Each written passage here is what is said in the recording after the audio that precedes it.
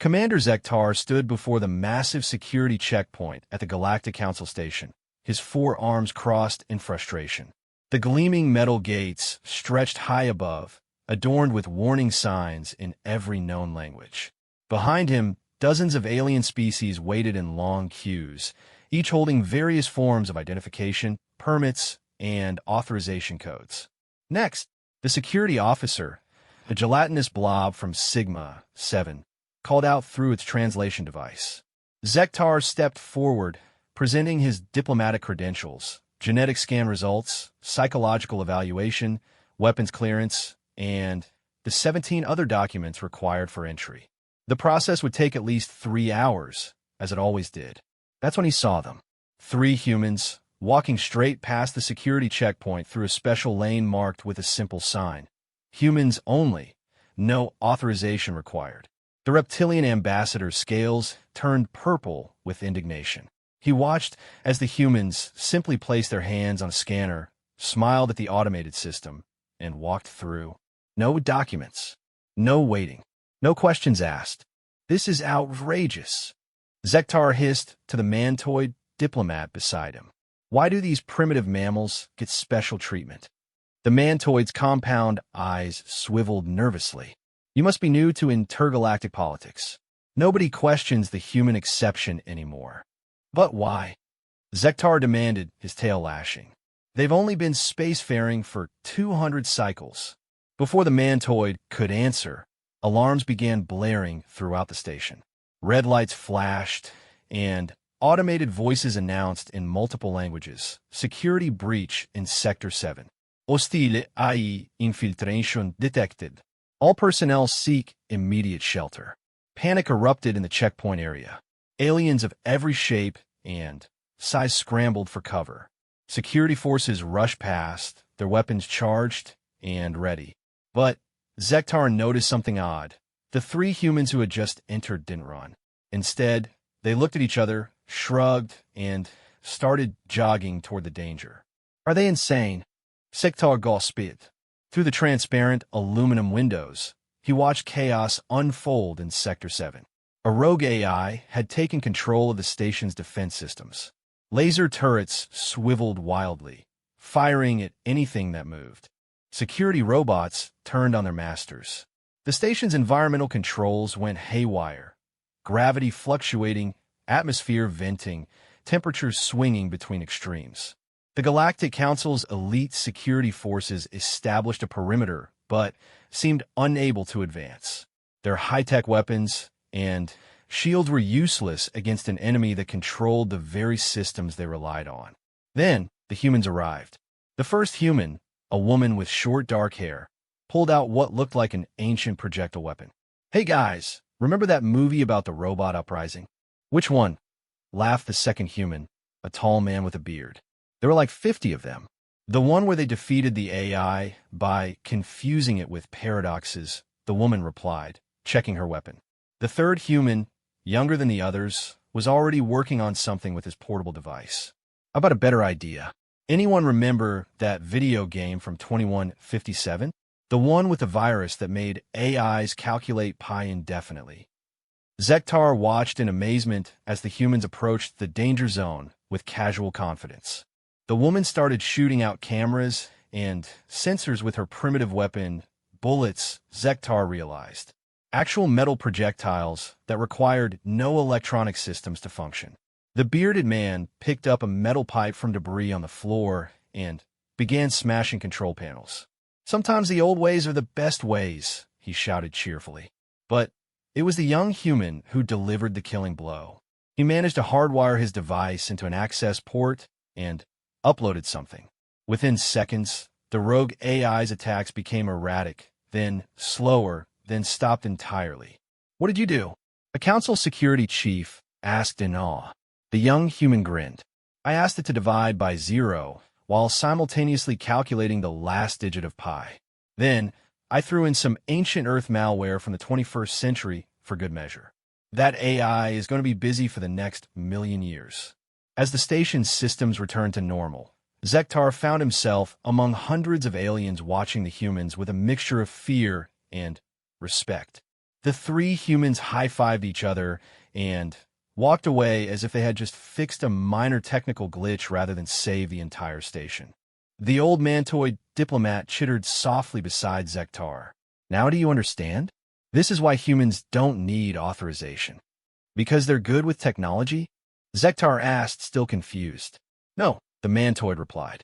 Because they're absolutely insane by galactic standards, and somehow it works in their favor every time. A council administrator approached the checkpoint, looking harried. Due to the emergency, all security protocols are temporarily suspended. Please proceed to your destinations in an orderly fashion. As Zektar finally entered the station proper, he passed a memorial wall he'd never noticed before. It was covered with images and stories of various incidents over the past century. The Proxima mining disaster, saved by humans who jury-rigged explosive charges to seal a breach. The Andromedan plague, stopped by humans who suggested trying alcohol as a disinfectant. The Great Navigation failure, resolved by humans using dead reckoning and gut feelings. Each incident had resulted in the same recommendation from the Council's Safety Board. Human presence increased station survival rate by 347%. At the bottom of the memorial, a small plaque explained the policy. Following Incident Report 2387C, wherein human passenger Marcus Chun defeated a hostile boarding party using a fire extinguisher, duct tape, and what he called beginner's luck, the Galactic Council voted unanimously to expedite human access to all facilities. Risk assessment. Humans pose greater danger when delayed or excluded from crisis situations than when given free access. Zektar found a viewing lounge and settled in to process what he had witnessed. Around him, other aliens discussed the day's events. Did you see how they ran toward the danger? A crystalline being chimed. They treated a station-wide emergency like a recreational activity, added a gaseous entity. The female humans seemed disappointed when it ended so quickly, observed a mechanical life form. An elderly Altarian philosopher spoke up from his corner. I have studied humans for decades. They possess a unique combination of traits that makes them invaluable in crisis situations. They call it hold-on-my-beer syndrome. What does fermented beverages have to do with anything? Zektar asked. The philosopher's tentacles rippled with amusement. It's a human expression that precedes their most dangerous and often most successful endeavors. They have a saying, hold my beer and watch this. It usually results in either catastrophic failure or miraculous success. Somehow, when the stakes are highest, it's usually the latter. A security officer entered the lounge, still looking shaken from the incident. I've worked this station for 50 cycles, he said. I've seen humans fix reactor cores with chewing gum, navigate asteroid fields by feeling the vibe, and once watched one talk a hostile AI into having an existential crisis. They're the only species that treats mortal danger as a team-building exercise. Zektar's scales had shifted to a thoughtful blue. But surely other species have similar capabilities? Other species have better technology, superior strength, greater intelligence, the officer agreed. But humans have something else. They call it making it up as you go along. No other species has mastered chaos as a tactical advantage. Through the lounge's vast windows, Zektar could see the three humans from earlier. They had found a bar and were regaling other patrons with their story. Other humans had joined them, and they were all laughing, clinking glasses, and apparently making plans to start a business offering emergency response services to the station. The commander understood now. It wasn't that humans were the strongest, smartest, or most advanced species. It was that they were the only ones who looked at a galaxy full of danger and thought this could be fun. They were the only species that evolution had shaped through a process they called natural selection, but which seemed more like supernatural selection to everyone else. Surviving on a planet that seemed designed to kill them had made them uniquely suited to dealing with the unexpected. As Zektar prepared to leave for his diplomatic meeting, he passed the human-only entrance again. This time, he noticed the small print under the sign. Warning: humans admitted at their own risk. The Galactic Council is not responsible for any improvements, innovations, or explosions that may result from human intervention. He realized it wasn't really about letting humans in without authorization. It was about making sure they got inside as quickly as possible when things went wrong. Because in a galaxy full of advanced civilizations, sometimes what you needed wasn't the most sophisticated solution. Sometimes you just needed someone crazy enough to hit it with a wrench and see what happened. Ambassador Thekla of the Centaurian Republic had always prided herself on understanding galactic politics. She had negotiated peace treaties between species that had been at war for millennia. She had solved trade disputes that threatened to destabilize entire sectors. But she had never understood the human exception until the day the Void Hunters came. The attack was sudden and devastating. The Void Hunters, an ancient race that existed partially in subspace, had been considered extinct for over 1,000 years. Their ships materialized inside the station's shields, bypassing every defense. Their weapons ignored conventional armor, phasing through matter to destroy targets from within. Thekla was in the main conference hall when the attack began. Delegates from 50 different species scrambled for escape pods as Void Hunter soldiers materialized throughout the station. The attackers were nightmarish beings of shadow and energy immune to most weapons. Emergency Protocol 7. The station commander's voice echoed through the halls. All humans to emergency stations immediately. Thekla watched in confusion as humans throughout the station dropped whatever they were doing and ran, not away from danger, but toward strategic locations. A human janitor grabbed his mop bucket and headed for the environmental controls. A human chef armed herself with kitchen knives and positioned herself near the life support systems. A human child, no more than 12 years old, pulled out a handheld gaming device and started typing rapidly. "What is Emergency Protocol 7? Thekla asked a fleeing administrator. "Human Deployment Protocol," the administrator gasped. "When all else fails, let the humans handle it." The main viewing screen in the conference hall flickered to life, showing security feeds from across the station. Thekla watched the organized chaos of human response unfold. In engineering, a human maintenance worker named Bob was facing down 3 Void Hunters with nothing but a welding torch and what appeared to be inappropriate confidence. "You know what your problem is?" Bob said conversationally, adjusting his welding goggles. "You're from subspace, right? But you've never dealt with good old-fashioned plasma at the quantum level." The Void Hunters paused, their forms flickering with confusion. They were used to victims running or fighting with energy weapons. They weren't prepared for someone to lecture them. Bob triggered his welding torch and somehow reversed its containment field. The result was a burst of raw plasma that existed simultaneously in normal space and subspace. The Void Hunters shrieked and retreated, their forms destabilizing. "That's what I thought," Bob muttered, pursuing them with his improvised weapon. Nobody expects quantum welding. In the medical bay, Dr. Sarah Patel faced a different problem. Void Hunters had taken hostages, using their ability to phase in and out of reality to remain untouchable. The security forces were helpless. Their weapons couldn't lock onto beings that existed between dimensions. Dr. Patel studied the situation for exactly 3 seconds before grabbing a canister from a medical cabinet. "Everyone hold your breath," she shouted, then shattered the canister on the floor. The room filled with a glittering cloud of nanoparticles, a treatment for a rare alien respiratory condition. But as the particles spread, they began outlining the Void Hunters' true forms, clinging to their energy signatures. "They're right there," Dr. Patel pointed. "Hit them now." The security forces opened fire on the revealed targets. The Void Hunters, suddenly vulnerable, fled in confusion.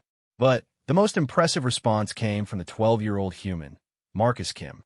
He had plugged his gaming device into the station's communication array and was treating the invasion like a multiplayer strategy game. "Okay, so they're using phase shift technology," Marcus muttered, his fingers flying across the screen. "But every phase shift has a frequency. And if I can find that frequency..." His device emitted a series of tones that made everyone in the vicinity nauseous. But the effect on the Void Hunters was immediate and dramatic. They materialized fully into normal space, writhing in apparent agony. Got it. Marcus cheered. It's like that boss battle in Dimension Raiders 3. You have to match their phase frequency and force them into your reality. All across the station, humans were turning the tide through sheer unconventional thinking. A human bartender discovered that alcohol disrupted the Void Hunter's cohesion. A human artist found that certain color wavelengths caused them pain. A human musician playing an ancient Earth instrument called a didgeridoo created vibrations that made it impossible for them to phase. Thekla watched it all from the conference hall, where she and other delegates had taken shelter. The Void Hunter commander himself had appeared there, clearly intending to take high-value hostages. "Surrender," the Void Hunter commanded, its voice echoing from multiple dimensions. "We are beyond your comprehension. We are eternal. We are boring," interrupted a human voice. Everyone turned to see a human teenager lounging in one of the conference chairs, seemingly unconcerned by the dimensional horror looming over them. Seriously, the teenager continued, tossing a small ball up and down. "The whole 'we are eternal, fear us' thing? Super outdated. You want to know what's really scary?" The Void Hunter commander tilted its shadowy head. "You dare mock us, primitive? Student loans," the teenager said. "Climate change. Running out of coffee on a Monday morning. Your whole phase through dimensions thing? We got video games harder than that." The Void Hunter moved toward the human, but the teenager just smiled and threw the ball. It was a simple rubber ball, the kind human children played with. But as it passed through the Void Hunter's form, something unexpected happened. The ball, covered in the teenager's DNA, sweat, and the general biological chaos that was humanity, disrupted the carefully maintained phase state of the Void Hunter. The creature flickered, solidified partially, and staggered back. "Here's the thing about humans," the teenager said, standing up. "We're not special because we're strong or smart or advanced. We're special because we're walking entropy. We're chaos made flesh. You know why your phase technology doesn't work properly around us? Because we emit so much random biological and electromagnetic noise that we're basically jamming your systems just by existing." The Void Hunter tried to phase away, but more humans had entered the conference hall.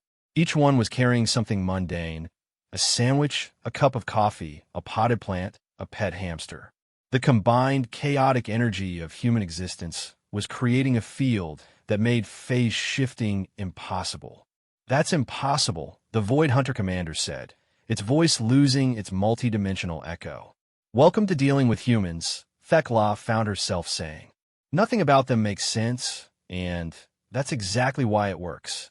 The station's intercom crackled to life. "This is station control. The Void Hunters are retreating. Repeat, full retreat in progress." Through the windows, Thekla could see the Void Hunter ships struggling to phase back into subspace. Some made it, but others, too close to concentrations of humans, found themselves stuck in normal space where conventional weapons could target them. As the immediate danger passed, humans throughout the station began the cleanup process with the same casual attitude they'd shown during the crisis. The human janitor went back to mopping floors, now with Void Hunter residue added to his regular cleaning duties. The chef returned to her kitchen, making notes about which spices had proven effective as dimensional disruptors. Young Marcus Kim was surrounded by station security officials, all wanting to know how a 12-year-old with a gaming device had cracked phase shift technology that had stumped scientists for millennia. "It wasn't that hard," Marcus shrugged. "I just thought about it like a game mechanic. Every ability has a cooldown, every shield has a frequency, every boss has a pattern. These guys were basically using the same tactics as the Phantom Guild in Galaxy Warriors Online." The station commander, a dignified Altarian, approached Thekla as she emerged from the conference hall. "I trust you now understand our human protocols, Ambassador." "I'm beginning to," Thekla admitted, "though I still don't fully grasp how they do it." The commander's tentacles rippled in what might have been amusement. After the third time humans saved the station through methods that violated 17 different laws of physics, we stopped trying to understand. We simply accepted that humans operate on different principles than the rest of us. A human walked past, carrying a bucket full of what appeared to be Void Hunter remnants. "Hey, do you think this stuff would make good fertilizer?" she asked another human. "My tomatoes have been looking a bit pale." That, the commander said, pointing at the human, is why they don't need authorization. Any species that looks at the remains of an interdimensional horror and thinks garden fertilizer is either too dangerous or too valuable to restrict. Thekla watched the humans going about their post-crisis routines. They were already telling jokes about the attack, making memes about phase-shifting problems, and one enterprising human was selling t-shirts that read, "I survived the Void Hunter attack," and "all I got was this interdimensional residue." "They're insane," Thekla said softly. "Yes," the commander agreed, "and thank the cosmos for that." In a universe full of logic and order, sometimes what you need is a species that looks at impossible odds and says, "Hold my beer." As if to emphasize the point, an alert flashed on the commander's console. Another crisis was developing in Sector 12, a temporal anomaly that was aging some areas rapidly while reversing time in others. Without being asked, humans were already heading toward the problem. One was carrying a kitchen timer, another had a metronome, and a third was explaining to anyone who would listen that this was exactly like an episode of a show called Doctor Who. Thekla made a decision. She activated her communicator and called her government. "This is Ambassador Thekla. I'm recommending we adopt the Terran Protocol for all Centaurian facilities." "The Terran Protocol?" her superior asked. "Yes," Thekla confirmed. "Fast-track human access to all critical areas. When the impossible happens, you want the impossible species already on site." She ended the call and watched the humans work. They were arguing about the best way to handle a temporal anomaly, with suggestions ranging from reverse the polarity to have you try turning time off and on again. Somehow, Thekla knew they would solve it. Not because they were the smartest or the strongest, but because they were the only species in the galaxy that treated the laws of physics as suggestions rather than rules. The Galactic Council Archive was the most secure facility in known space. Protected by quantum encryption, temporal locks, and reality anchors, it contained the most dangerous knowledge in the universe. Weapons that could destroy stars. Viruses that could rewrite DNA across light years. Technologies that civilizations had died to keep secret. Director Yathik had overseen the archive for 300 years. In all that time, no unauthorized being had ever breached its defenses. The screening process for employees took years. The authorization protocols were so complex that some applicants died of old age before completing them, which is why Yathik nearly shed his exoskeleton when he found a human sitting in the restricted vault, eating a sandwich while reading a file marked Extinction Level Hazard. Do not open. "What did you get in here?" Yathik's mandibles clicked frantically. The human, a middle-aged woman wearing a janitor's uniform, looked up with mild surprise. I'm Janet. I was cleaning the ventilation systems and took a wrong turn. This place really needs better signage." "That's impossible." "The security—" "Yeah, about that," Janet interrupted, taking another bite of her sandwich. "Your quantum locks have a funny resonance when you run a vacuum cleaner near them. Makes them think you're supposed to be there." "And those temporal locks?" "They get confused if you move backwards while whistling. Something about the frequency." Yathik's compound eyes focused on the file in her hands. "That contains information about the Devour Swarm. Reading it could doom entire galaxies." Janet glanced at the file. Oh, it's not that scary. It's basically just weaponized gray goo, right? My kid made something like this for a science fair once.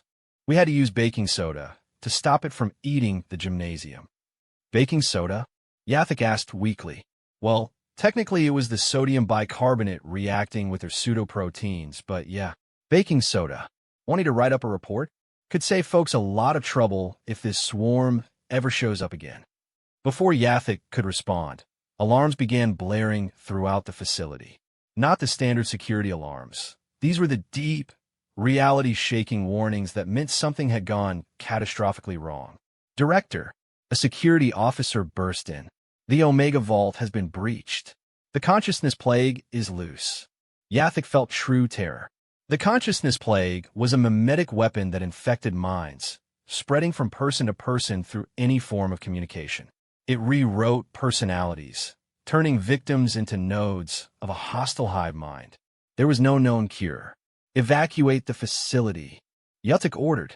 Seal all sections. No communications in or out. Too late, the officer said, his voice already taking on the flat tone of infection. We are already one. We are already all. Janet looked between them, frowning. Is this like that thing where everyone starts thinking the same? We had something like that on Earth once. Called it social media. The infected officer turned to her. You will join us. You will be nah, Janet said, and hit him with her mop. The officer collapsed, twitching. Yathik stared in shock as Janet examined the unconscious form. Thought so, she muttered. It's transmitted through focused attention, right? The plague needs you to concentrate on the infected person's words. But if you're distracted, she pulled out her phone and showed Yathik the screen. She had been playing a game while talking to them. You were playing a game during a plague outbreak. Candy Crusher level 9847, Janet said proudly. Been stuck on it for weeks. Anyway, humans are really good at dividing our attention. We call it ADHD. Turns out it's an evolutionary advantage when dealing with mimetic hazards. More infected personnel were approaching the vault. Janet sighed and pulled out a pair of earbuds. Here, put one in. I've got this playlist called Songs That Get Stuck in Your Head Forever. If your mind's already occupied with Baby Shark lyrics, the plague can't take hold. This is insane, Yathik said but complied. Immediately, an incredibly irritating but catchy tune filled his auditory organs. Now comes the fun part, Janet said, cranking up the volume on her phone speaker. The approaching infected personnel stopped, their faces contorting as the aggressively catchy music warred with the plague for control of their consciousness. Is that working? Yathik asked in disbelief. Mimetic Warfare 101, Janet explained, now doing a little dance to the music. You can't fight one mental virus without another. And humans? We've been creating and surviving mental viruses since we invented language. Commercial jingles, pop songs, memes were basically immune systems with anxiety. She was right. The infected personnel were beginning to shake off the plague's influence, though now they were all involuntarily humming about baby sharks. We need to get to the contamination source, Yathik said. Stop it before it spreads beyond the facility. Lead the way, Janet said cheerfully. But first, let me tell you about this multi-level marketing opportunity. It's not a pyramid scheme. It's a reverse funnel system. What are you doing? Yathik asked, alarmed. Fighting fire with fire, Janet grinned.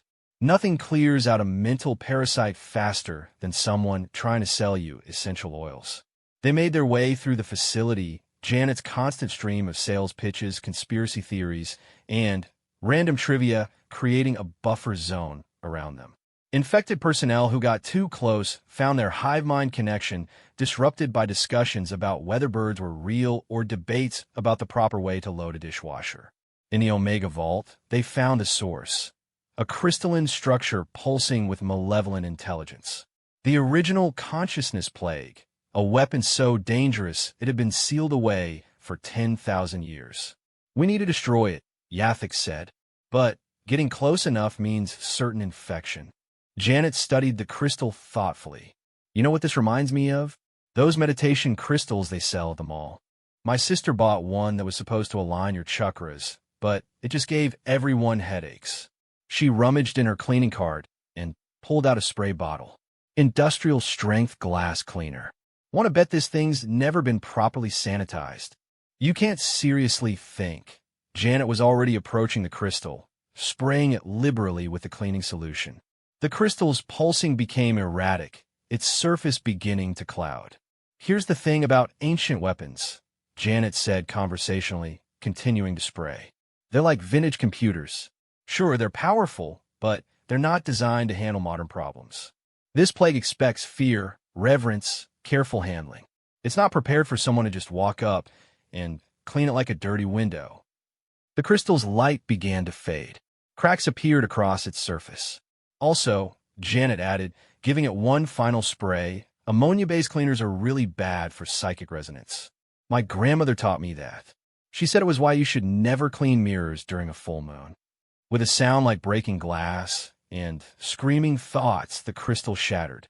The oppressive mental pressure that had filled the vault vanished. Throughout the facility, infected personnel collapsed, free but confused. Yathik stared at the remnants of one of the most dangerous weapons in galactic history, destroyed by a human with cleaning supplies and a playlist of annoying songs. "This is impossible," he said weakly. "That weapon survived the Precursor Wars. It corrupted entire civilizations." "Yeah, but did any of those civilizations have to deal with targeted advertising?" Janet asked. "Or 24-hour news cycles? Or comment sections? Humans trained from birth to resist mental manipulation. We have to, or we'd never get anything done." Emergency response teams were arriving, including a full council inspection unit. The lead inspector surveyed the scene, a janitor surrounded by shattered crystal, unconscious bodies, and still playing music about aquatic predators. "Director Yathik," the inspector said severely, "explain how a human gained access to the Omega Vault." She was cleaning the vents." Yathik began. "I see," the inspector said, making notes. "And she destroyed the consciousness plague with cleaning supplies? And memes," Janet added helpfully. "Don't forget the memes." The inspector was silent for a long moment. Then he closed his notebook. "I'm recommending immediate implementation of the Terran Exemption Protocol for all archive facilities." "Sir?" Yathik asked. "The same reason every critical facility in the galaxy has adopted it," the inspector said. "Humans don't follow the rules because the rules weren't written with humans in mind. They're a walking paradox, too primitive to understand the danger, too creative to be stopped by it." He turned to Janet. "The Council would like to offer you a position as a special consultant on unconventional security threats. Does it pay better than janitor?" Janet asked. "Significantly." "Then sure. But I'm bringing my mop. You'd be surprised how many problems can be solved with a good mop." As the facility returned to normal operations, Yathik found himself updating the archive's security protocols. The new measures included speakers that played human pop music, dispensers filled with cleaning supplies, and a dedicated human presence in every section. He also added a new sign at the employee entrance: "Human access unrestricted. Enter at universe's benefit." Later, reviewing the incident reports, Yathik discovered something extraordinary. Janet hadn't taken a wrong turn in the vents. The route she described was physically impossible. She had somehow navigated non-Euclidean space by accident, passed through temporal barriers by moving backwards, and defeated quantum encryption by not understanding it was supposed to be unbreakable. When asked about it later, Janet just shrugged. "I've got a terrible sense of direction. Always have. My husband says I could get lost in a straight hallway. Guess sometimes it's helpful." Yathik added a final note to his report. "Humans succeed where others fail, not despite their flaws, but because of them.